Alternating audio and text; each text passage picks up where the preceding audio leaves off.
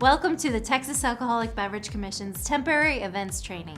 I'm Natalie. And I'm Ray. Today, in this video, we're going to cover many of the things you need to know if your plans include serving alcohol at a temporary event in Texas.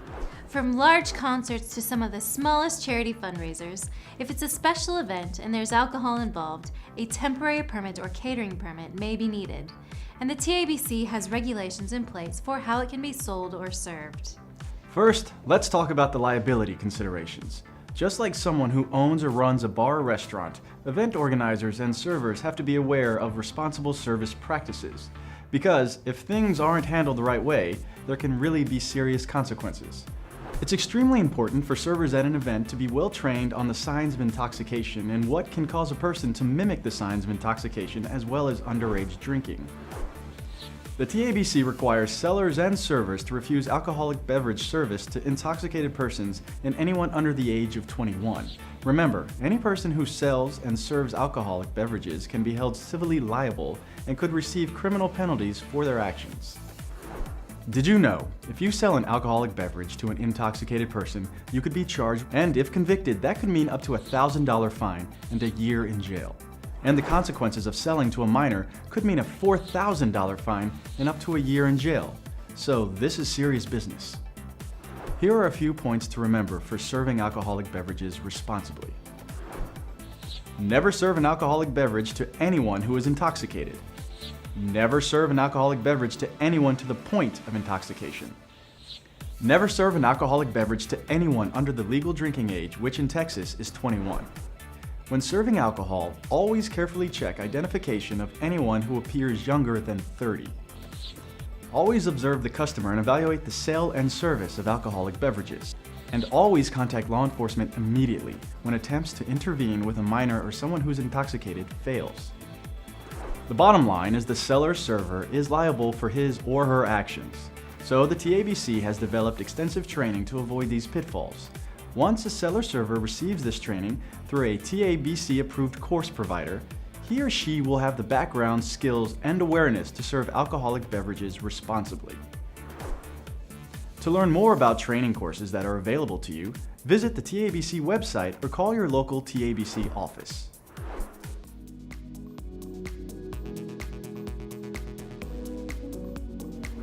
For charitable, religious, or civic organizations throwing a fundraising event, there are several ways alcohol can be included in an event under Texas law.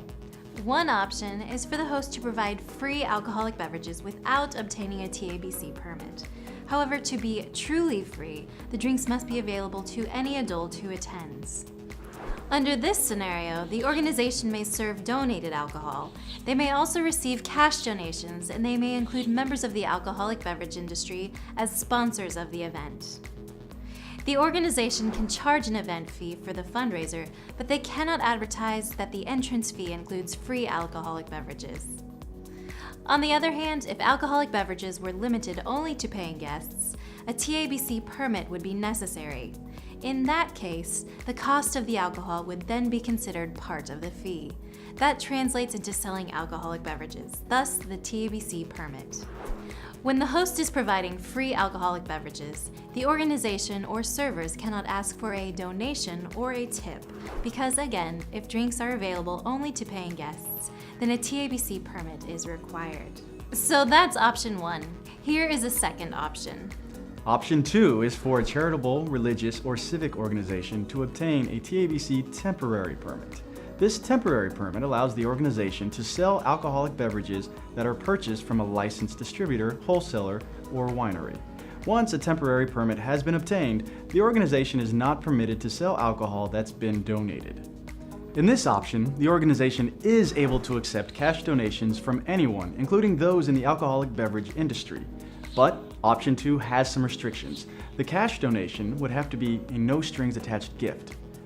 The charitable, religious, or civic organization must have free rein on how the money is spent, and there can be no agreement or understanding between an organization and an upper-tier member regarding anything being received in exchange for the donation.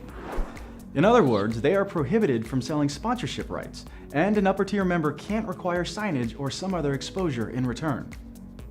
Finally, there can be no agreement or limits as to what products the charity can sell. This brings us to the third option for serving alcoholic beverages at a temporary event. Option 3 is how most major music events and festivals are done.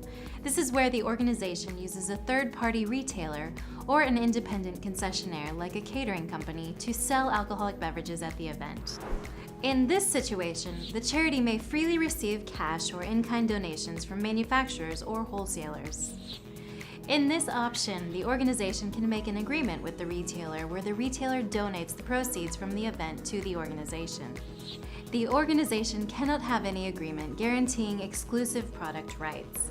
It can't have an agreement that says they're only going to sell one brand of beer, for example.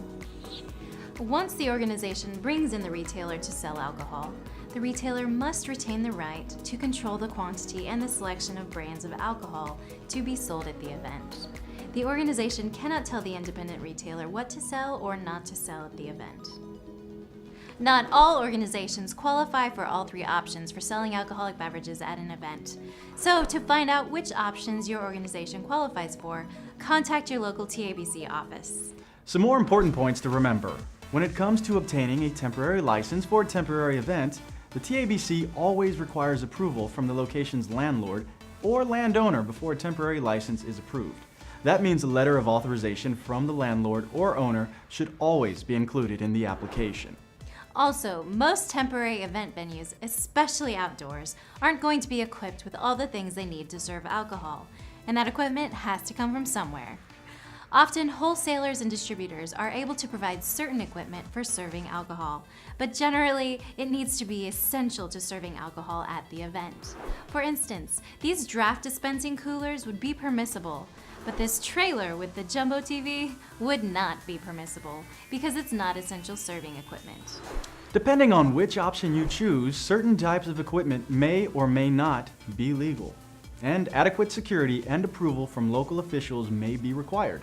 Be sure to contact your local TABC office before accepting any equipment from an upper tier member. Just remember, if you want to hold a temporary event, always call your local TABC office in advance. They can help you work out the details. And that does it for the TABC Temporary Event Training. To learn more about the legalities of selling alcohol at your special event, please email the TABC Marketing Practices section or call your local TABC office.